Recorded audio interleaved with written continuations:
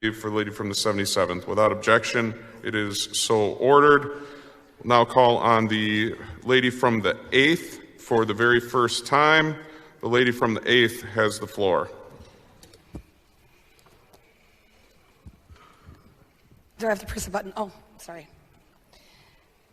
Mr. Speaker, I want to dedicate my voice today to Andres Velez, who served our nation in the U.S. Army, 1st Cavalry. He was an attorney, he was an advocate, and a wonderful man.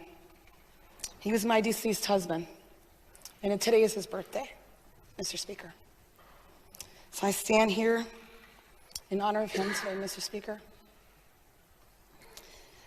Aside from serving in this body, Mr. Speaker, I'm also the vice chair of the Milwaukee County Board of Supervisors Judiciary Committee. And I want to take some time to share my experiences in the redistricting process at the county level. For the first time ever, Milwaukee County prescribed an independent redistricting process, which was transparent, useful, and harder than I can ever imagine. Mr. Speaker, I rise today not to paint a rosy, perfect picture of that process, but I want to be honest because I think it might be useful to everyone. Everything didn't go perfect, and there were times I was disappointed to varying degrees. And for many different reasons. It was quite a learning experience, and it was also grueling and hard, but I am happy, and I'm happy that it's only every 10 years. And at times, it was like the good, the bad, and the ugly. But I would still call it a success, Mr. Speaker. As a committee and as a body, we'll do a postmortem on the process. We know we can make it better. But in the end, the legislative body had to complete its duties to ensure that the best map could be accomplished. And I am proud to say that we did, Mr. Speaker. We also had systems in place, Mr. Speaker, to ensure that all elements were being followed, to ensure a good product, Mr. Speaker. We had an independent redistricting committee made of retired judges, assisted by Sewer PAC, Southeastern Wisconsin Planning Commission. And everything was done on the record, and it was transparent, Mr. Speaker. And if you guys ever have time to watch it, you guys can watch the entire thing. It's all on the record. The legislative branch, we acted as the check, Mr. Speaker, to ensure that we were serving the people and doing the jobs for the people we serve, Mr. Speaker. There arose an argument during the process whether the product was the most important or the process was most important. The truth is, without a good process, you won't get a good product. What we ended up with, Mr. Speaker, was the most beautiful map, the most equitable map our county and our state has ever seen. And I'm proud of that. And I want you to know I was the one, Mr. Speaker, who made the motion to reject all 3 maps that was brought before us from the IRC.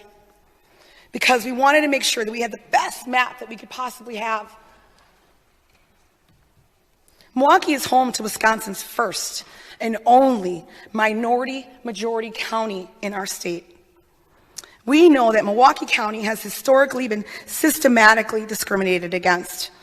It is well documented that members of minority groups in Milwaukee County bear the effects of discrimination in such areas as education, health, and minorities are disadvantaged because of voting behaviors and economics and the ability to compete, which hinders our ability to participate effectively in the political process. And we also currently have members of the minority groups here in this body that have been elected to public office, Mr. Speaker. We also know the Eastern Corridor in Milwaukee, which is a white voting bloc that has many other socioeconomic factors that creates a situation where they actually have a very large turnout in that Eastern Corridor in Milwaukee County. And we know that with such a high turnout that we have to be very careful with minority communities so as not to dilute their voices and cancel them out, Mr. Speaker. Currently, Milwaukee County has 6 minority majority districts, assembly districts, and the Latino community has 2, Mr. Speaker, in this House. Minority majority districts must be maintained and are protected, Mr. Speaker, under the Voting Rights Act when certain elements under Thornsburg versus Gingles are met. I know that under current conditions, Mr. Speaker, when we think about the totality of the circumstances for both the Latino and Black communities, we still meet all of the elements to maintain those numbers of the minority majority districts currently in the state and are protected by our Constitution and the VRA. I know that for a fact, that they can be drawn.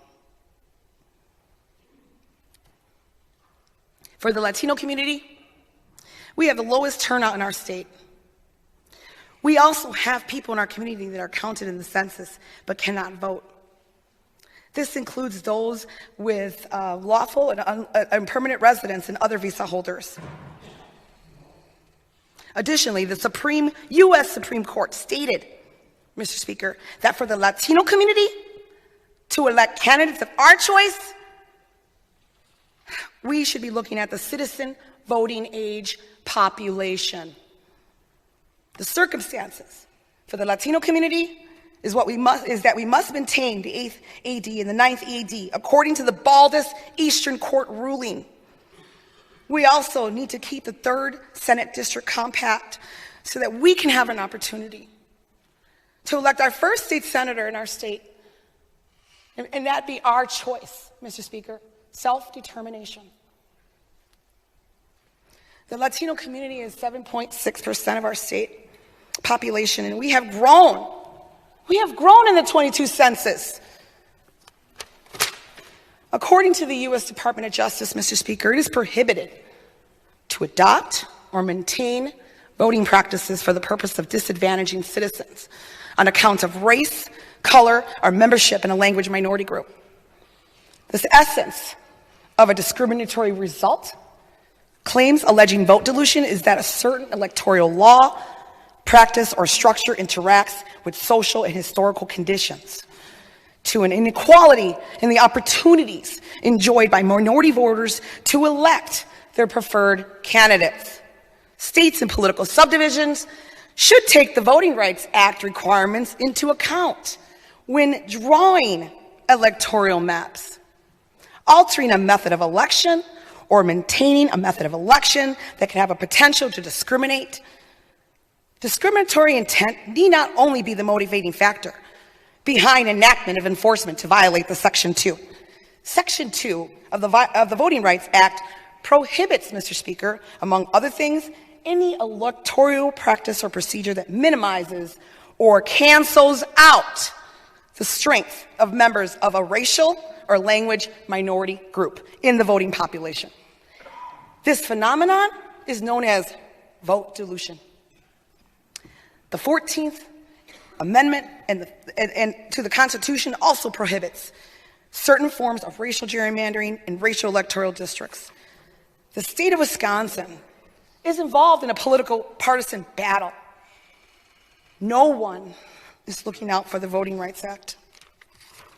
I hope support from both sides of the aisle for the Voting Rights Act. The Republican maps, in my opinion, are not fair to everybody in our state because we all deserve to be equals. Mr. Speaker, there's been things that were put into the record of public testimony as to the issues when it comes to the Voting Rights Act in the Republicans' map. We know that we're all equals in this body, and we know the people we serve, they deserve to be equal too. The partisan gerrymandering is not fair. It doesn't make us equal. But at least the Republican map goal was not to decimate the voices of the Black and brown communities in Wisconsin. Governor Tony Evers, Mr. Speaker, the people's maps are also not fair to everyone in our state. I believe they will be found to be unconstitutional for several reasons. We can litigate that in the courts. We know there's a third branch. And we'll get our justice there because the law is on our side, Mr. Speaker. You can't take our minority-majority districts. They are protected. We meet all the elements to have them and replace them with opportunity districts. In the words of Von Mays, opportunity for who, Mr. Speaker?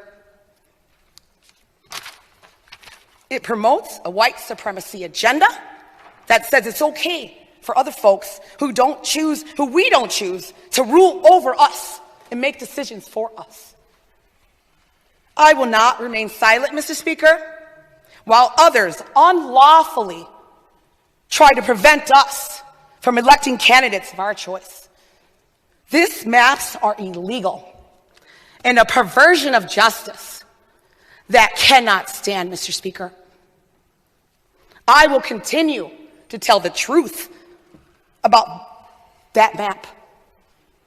I can see the agenda, Mr. Speaker. And the agenda is to dilute and crack and cancel out the voice of minority communities.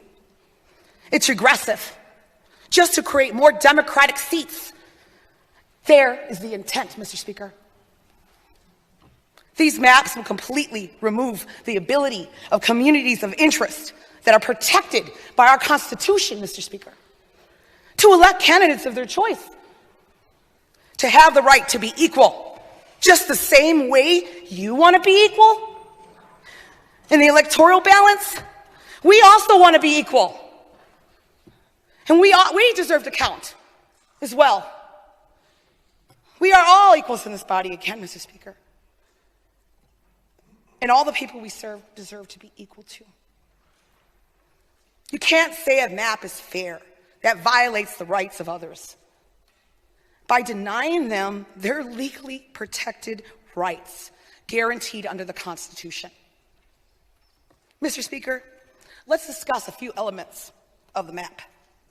Firstly, who really made the map, Mr. Speaker? Will the real map maker please stand up? Mr. Speaker, there are multiple reasons I have to come to the conclusion that there's a national effort to dilute minority communities to create more Democratic seats. I have many reasons to come to the conclusion that these efforts are being led by Eric Holder and the National Redistricting Democratic Redistricting Committee and Nation Consulting here in Wisconsin. When I look at the map, Mr. Speaker, it accomplishes the intent of the national efforts. How did a national agenda get into these maps, Mr. Speaker? I would like to know. And the people deserve to know the truth. These are not the values of the people of our state, Mr. Speaker. For all I know, I do know, it surely accomplishes what they want. Partisan gendering at the expense of legal rights of the communities of interest. I am concerned that the public has been misled to believing that the process was transparent. It was all a show. What saddens me is all those people who thought their voices were being heard. It was all a con. Mr. Speaker, the process was flawed. You can't say you had a good product or process if you have a bad product, Mr. Speaker. There was no systems in place to ensure a good product. There was no transparency. The legislative branch couldn't act as a check. In Milwaukee County, every time they made a map, it came back to us. We acted as the check. We were shut out of the process by the executive branch. We tried, Mr. Speaker. There was a concerted effort by the executive branch to lock us out of the process so we couldn't act as a check. I want the record to reflect that many members of this body, and at least one member of the Senate, Senator Lena Taylor, have repeatedly tried to stop this injustice before it happened, including myself, Mr. Speaker. We tried many times speaking with the governor's office and the People's Maps Commission to address our concerns, and we were basically dismissed, gaslighted, and ignored. Mr. Speaker, there was a significant lack of responsiveness on part of the elected officials to the particular needs of the members of a minority group. Sometimes, Mr. Speaker, we have to remind ourselves that we are the legislative branch And we are a separate but equal branch, Mr. Speaker.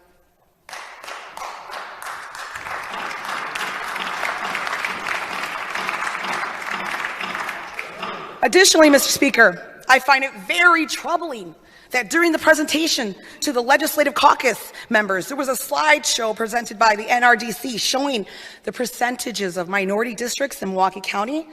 That slideshow does not match their actual data in the map, which is even lower than in the slide. Also concerning, Mr. Speaker, is that the entire time we were being told that they were making minority majority districts, then just recently, according to a WizPolitics article, Ford was quoted as saying they built minority opportunity districts. Then there's the pivot. Mr. Speaker, here's another sleight of hand. Minority majority districts are protected under the VRA, but minority opportunity districts are not. Finally, but not exclusively, they said that the maps were never real, and now they're being used in the litigation. A map that cancels out our voices and cracks and dilutes our vote, it's immoral and it's wrong.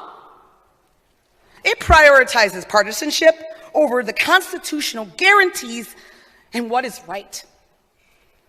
And it is riddled with multiple serious violations of the Voting Rights Act. I call upon the U.S. Justice Department to do a voting rights analysis of all the maps presented and to look at the specific, unique totality of circumstances in our state, and particularly Milwaukee County.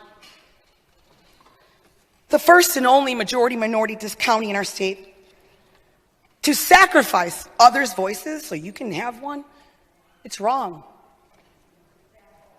Both the Republican maps and the governor's maps are wrong, Mr. Speaker. Anyone who votes for that map are willing to compromise their legal right, the legal rights of others, to gain power for a clear partisan intent, which will violate our Constitution. We have all taken an oath too. And whoever does that is lying to the people of Wisconsin. The process was good. It was all a show, and it never came from the voices of the people of our state. The people have been fooled and betrayed. We will inform our communities locally. We will continue to about what's going on, and we will engage in all we can to fight this injustice against our rights guaranteed by the U.S. Constitution, which has been what we all have taken an oath to again. This map is part of a national agenda. How did the national agenda get into our map, Mr. Speaker? We must not compromise justice, Mr. Speaker, Mr. Chair, or fairness to have a map in our state for everyone that our state deserves. The sad thing about all this is that you don't have to cancel out our voices and violate our rights. There's a better way, Mr. Speaker. There's a better way. A better way to get partisan fairness and not violate the VRA. We know that it can be accomplished.